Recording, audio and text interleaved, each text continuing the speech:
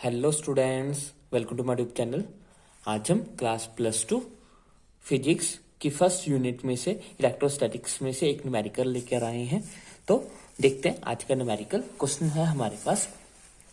3 charges 10 microcoulomb, 5 microcoulomb and -5 microcoulomb are placed in air at the three corners A, B, C on an equilateral triangle of side 0.5 meter.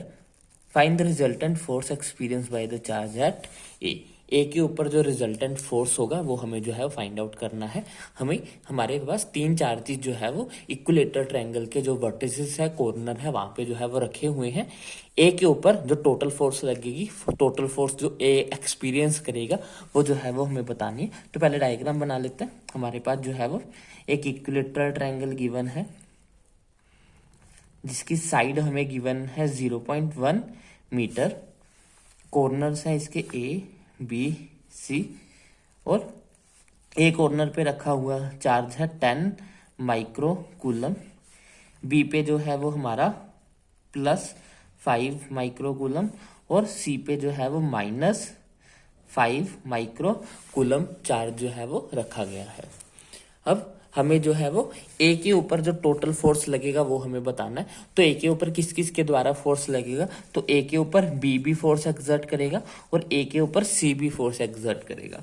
अब ए यहाँ पे positive है, B charge भी यहाँ पे हमारे पास positive है, तो ये दोनों सेम चार्जेस है, लाइक चार्जेस एक दूसरे को रिपेल करेंगे। यानी कि जो ए के ऊपर बी के द्वारा फोर्स लगेगा वो रिपल्सिव इन नेचर होगा और उसकी डायरेक्शन जो है वो अलोंग बी ए होगी। तो इस डायरेक्शन में हमारे पास एक फोर्स लगेगा, इसको मान लेते हैं ये फोर्स ऑन ए है ड्यू टू द बी।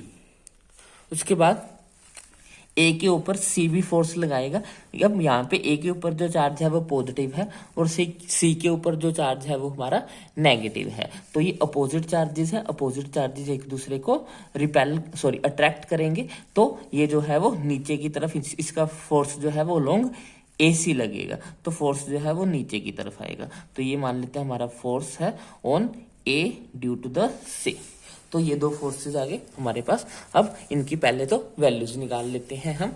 तो फोर्स का फॉर्मूला क्या होता है according to the Coulomb's law of electrostatics. जो फोर्स होता है वो इक्वल टू होता है, force is equal to 1/4 pi epsilon nought into product of charges divided by distance between them. अब हम पहले force on A due to the B निकाल लेते हैं। ये हमारे पास हो जाएगा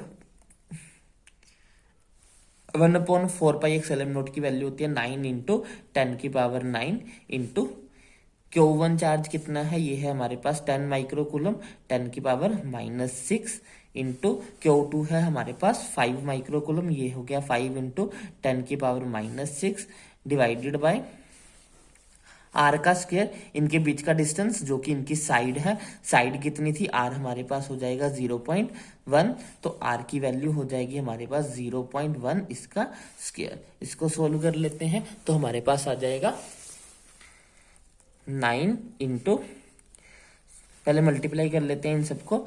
9 को 5 से मल्टीप्लाई करेंगे 45 को 10 से मल्टीप्लाई करेंगे 450 इंटू 10⁻9 इंटू 10⁻⁻6 माइनस का 12 डिवाइडेड बाय, यहाँ पे ये हो जाएगा 0.1 को लिख सकते हैं 1/10, इसका स्क्वायर करना है यानी कि ये होगा 10⁻⁻1, इसका स्क्वायर करेंगे तो ये आएगा 10⁻2, यानी कि नीचे हमारे पास है 10⁻2,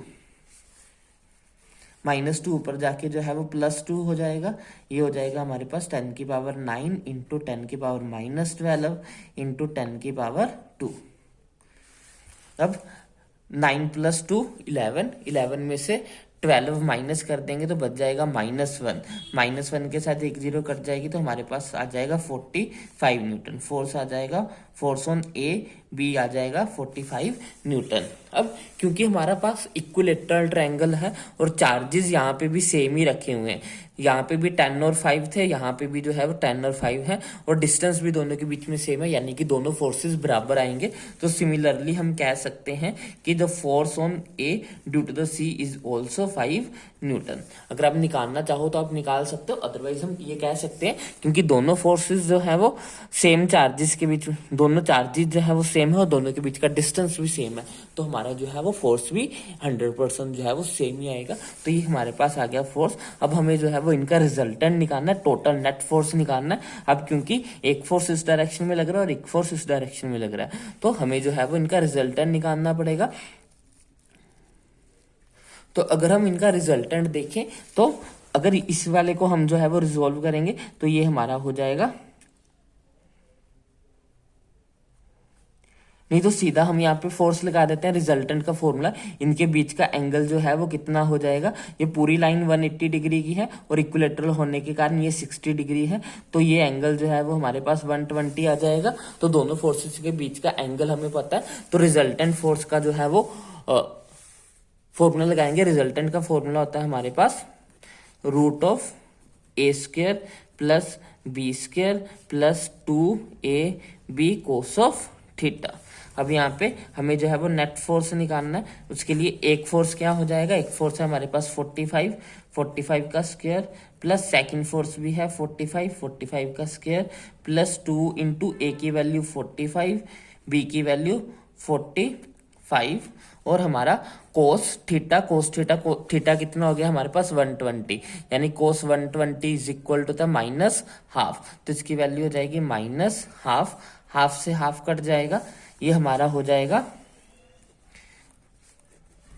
45 स्क्वायर प्लस 45 का स्क्वायर, ये हो जाएगा हाफ से हाफ 2 से 2 कट गया, ये हो जाएगा 45 का स्क्वायर माइनस में माइनस 45 का स्क्वायर, ये प्लस 45 का स्क्वायर, ये माइनस 45 का स्क्वायर, ये जो है वो हमारे कैंसिल हो जाएंगे, बच जाएगा हमारे पास 45 का स्क्वायर और साथ में रूट के साथ स्क्वायर कट जाएगा, तो फोर्स की वैल्यू आ जाएगी 45 न्यूटन, यानी कि जो हमारा रिजल्टेंट फोर्स लगेगा वो हमारा होगा 45 न्यूटन।